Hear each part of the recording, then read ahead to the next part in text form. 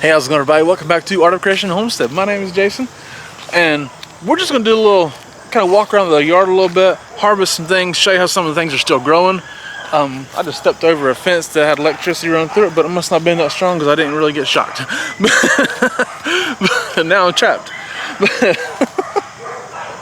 Alright, while Angela turns the fence off for me, I'll show you these carrots. We transplanted all these carrots, or kind of thinned them and had to transplant some. There's been some bug damage on some of them. I did find some worms in here that eat the tops, so got rid of them. Hopefully I got rid of all of them, but the carrots have transplanted okay. Hopefully we can get a harvest before the frost gets us, before we get a big freeze or anything. But they're looking all right. And these sweet potatoes are probably getting harvested next weekend. Some of the fall tomatoes. This is the subarctic plenty. They've taken some beat up, so they haven't been able to handle hard rains very well. But they have produced quite a few tomatoes if they'll ripen. We still have a lot growing, and we have some things to harvest, like these peppers. The peppers are looking really good. There's a Cubanelle pepper. We harvested some of them to use fresh already, but these got to get harvested and chopped up. Some banana peppers here look really good. That one's already turned down there, but these look really good. Don't get the pepper that is. Some kind of bell pepper. And this popcorn is ready to go. Got a little rain last night, so it might need to dry a little bit, but it's ready to go. As you see in the wind.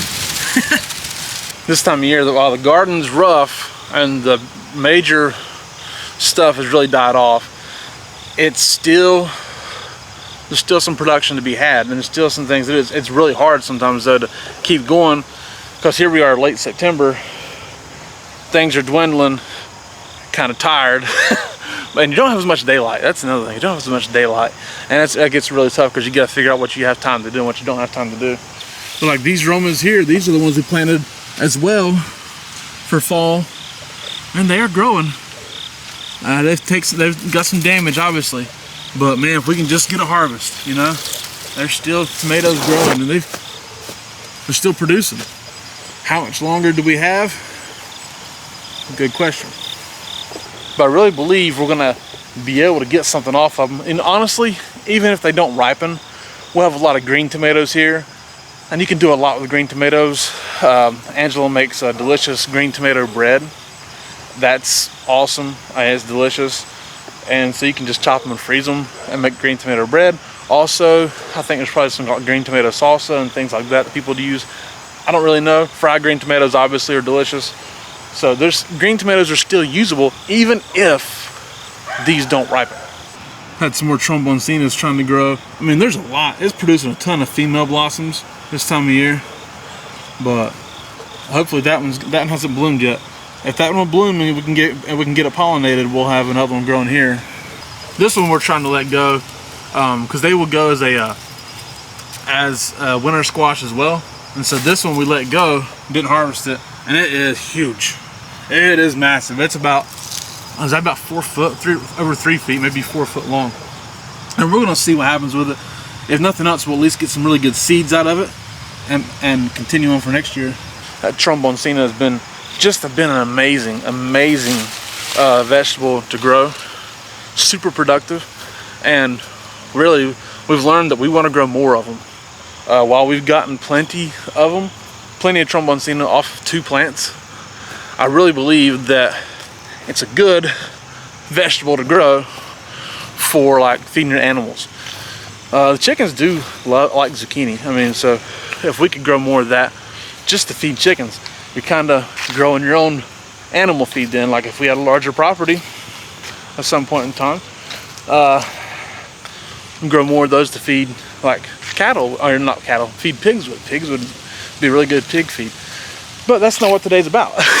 Today we're harvesting more vegetables and harvesting some beans. Angela, what do you have over here? Some beautiful blue lights. Look, so far, those are good. Is that just off this one corner? One little tiny section. Good beans. So we have more here, but this is the slim section. Yeah, we still have to pick all these still. So we have to finish picking those, and another section over here, maybe some more back there behind me. We got beans growing still, and so as long as we got beans growing, I'm fine. Right, so we're gonna keep picking. We'll show you what it looks like. All right, we got two of these. These are 1 gallon buckets, okay? So we got 2 big buckets full. I mean, so like I said, they're 1 gallons. They're not huge buckets, but I mean, they're good size. And look at these beans. It's hard to argue with a bean like that. We got several in there. Some are bigger than these. A lot of really nice Blue Lake bush beans and a few tomatoes, but I think they're about done. I'm not sure this one's gonna make it. Kind of has a little weird feel to it. Sometimes this time of year the tomatoes just run out of gas. They just don't have any energy, no nutrients in the ground left. They just wore out. The plants wore out, and so you might get some tomatoes that look okay, but inside they're not that good. And I know some people like that too, by the way. Brought these in, and look, garlic is here. Awesome. Beautiful garlic from M.I. Gardner. This is a Chesnock Red. And this one is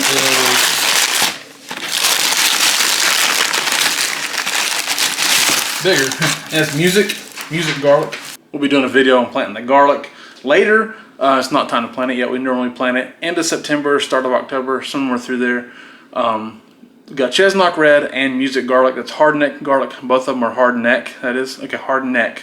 I have trouble saying that. Hard neck garlic. But those are both hard neck varieties. That's what we plant here in the northern half of the country. By the way, if you're looking to buy some garlic, a lot of the this is all seed garlic, by the way.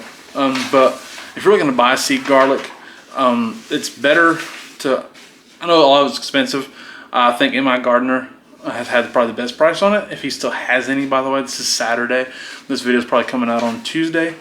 But yeah, he has better price on it, in my opinion. Better price for the quality. So I'm gonna look at wanting to buy that quickly from wherever, because some places are rather expensive. His, not so bad. 4 nice quart bags going into the freezer.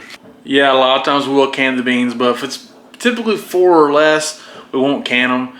We don't really like running the pressure canner for less than 5 quarts, just because it's good to have more quarts in there so they don't beat around and possibly break. We'd hate to have quarts of beans ruined just because we didn't have enough in there to can.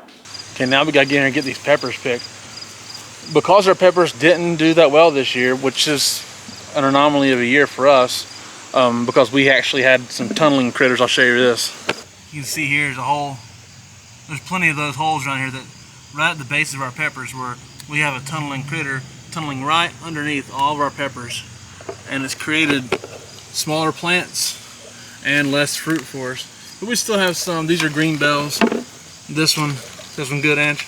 Yes, that was really that good. one. So we still have some. That was one of the best we've gotten. Yeah, we still have some that are good, but there's been fewer of those. Like these Ajvarskis here, they've been different too. They're really good sweet peppers, sweet red peppers, but we've gotten fewer of them. They're trying to come on here late, but it's just really tough. However, we have a couple of banana pepper plants and a couple of Cubanelles that have survived and been okay. And the Cubanelles are really good pepper anyways, and they're interchangeable with green bells for the most part. So we have a lot of those to pick. So these have been really nice peppers here. They're not big, massive peppers, but they're very flavorful. And this time of year, you just get off everything you can that's usable, and hopefully some of the smaller ones like this can continue to grow. Hey, this ain't bad though. These are 1 gallon buckets. This is about half full of Cubanelles, half full of green bells, and this one's all banana peppers. Hey, it's pretty good little harvest there for the peppers to have been destroyed in the way they were by some kind of tunneling critter. But Angela's gonna take these in and she'll chop them and freeze them and get them put away for the winter. Hopefully it gives us enough peppers to use, right? And we forgot we had some jalapenos. Some of them turned red, some of them are still green. Hey, every little bit helps. And lastly, we need to harvest this popcorn. The weather's turned off really cool on us, and it's been pretty dry here, so this popcorn's ready to go. It just grows and has to dry. See, it has to dry like that. And it's really noisy, obviously. But we need to harvest it, and then once we harvest it, we shuck it and we take it back inside. You see here, just pull it back like normal. Like you wouldn't be recording this. What you got in there? Look at that. beautiful, beautiful popcorn. Break that end off, obviously. Nothing to it. Keep harvesting all this here, and we'll show you what it looks like when we're done. And there we have it. It's all the harvesting we're going to do for right now. But hey, it's good looking popcorn. I think we probably did get more last year. The red popcorn, it's called strawberry popcorn. It looks good. It's supposed to stay small like that. But the stalks just didn't do as well this year as they have in the past. And some of them got huitlacoche, which is fungus. Okay, got a fungus on it. And you know, Hispanic culture, they love it. Mexicans, they love huitlacoche. They eat it. Not this hillbilly. And so I'll eat the popcorn, but not the fungus. And so we got those, and that mini blue looks great. Look at that. That is just a outstanding looking, just beautiful, right? Look at that. It's okay to grow beautiful things and have fun growing them. And that's what we do. We have fun growing it. That's unique and beautiful and pretty darn tasty. Alright, so thank you guys so much for watching. We do appreciate it. Hey, my name is Jason. This is Art of Creation Homestead. We love y'all. God bless you and goodbye.